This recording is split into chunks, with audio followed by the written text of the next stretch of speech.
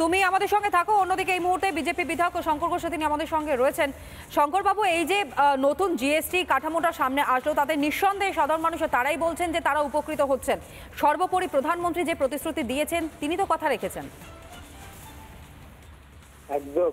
গত 15ই আগস্ট স্বাধীনতা দিবসের দিন মাননীয় প্রধানমন্ত্রী উৎসবের আগে যে খুশির খবরের কথা বলেছিলেন, গতকাল জিএসটি কাউন্সিলিং এর মিটিং এবং পরবর্তীকালে আমাদের অর্থমন্ত্রী যেভাবে জিএসটির হারের কমানোর মধ্যে দিয়ে সাধারণ মানুষ, মধ্যবিত্ত মানুষের জন্য যে উৎসবের উপহার দিলেন, তা নিশ্চিতভাবে ভারতবর্ষের সাধারণ মানুষ শুধু উপকৃত হবে না, এই সময় বিশ্বের যে অর্থনৈতিক পরিস্থিতির মাঝখানে দাঁড়িয়েও ভারতবর্ষের অর্থনীতি এর সাথে যে লড়াই করতে সক্ষম এবং জিএসটির কর কাঠামো বদল করবার মধ্যে দিয়ে একদিকে যেরকম চাহিদা বৃদ্ধি করা, মধ্যবিত্ত সাধারণ মানুষের ক্ষেত্রে সেখানে রিলিফ দেওয়া এবং তার সাথে সাথে অর্থনীতিকে শক্তিশালী করা, টাকার দামের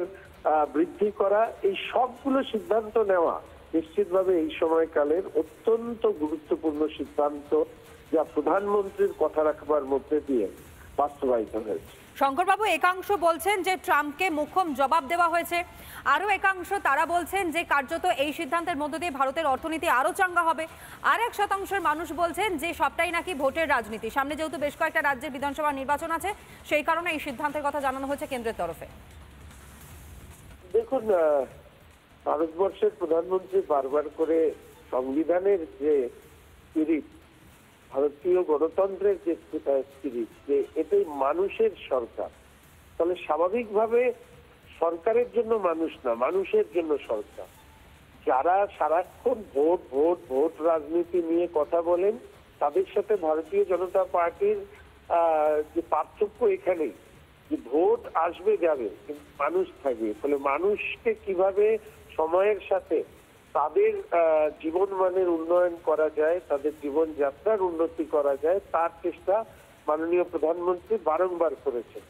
আর ভোট দিয়ে যারা করছে, ভোট রাজনীতির যারা কথা বলছে, তারা এই আগামী যে 2-3টে রাজ্যের বিধানসভার ভোট আছে, সেখানে নিশ্চিহ্ন হয়ে মানুষই তাদেরকে মোক্ষম জবাব দিবে। বেশ, ধন্যবাদ জানাই আপনাকে। অন্যদিকে আমাদের প্রতিনিধিরা আমাদের সঙ্গে রয়েছেন। আমি একটু আলিপুরদুয়ারের ছবিটাও দেখাবো। সুদীপ এই মুহূর্তে আমার সঙ্গে রয়েছে, আমার সহকর্মী সুদীপ। সাধারণ নানা ধরনের কন্টেন্ট দেখার জন্য লাইক করুন, শেয়ার করুন আমাদের ফেসবুক পেজ, সাবস্ক্রাইব করুন আমাদের ইউটিউব চ্যানেল। পাশাপাশি অন্যান্য ব্রেকিং নিউজের জন্য অবশ্যই চোখ রাখুন রিপাবলিক বাংলায়।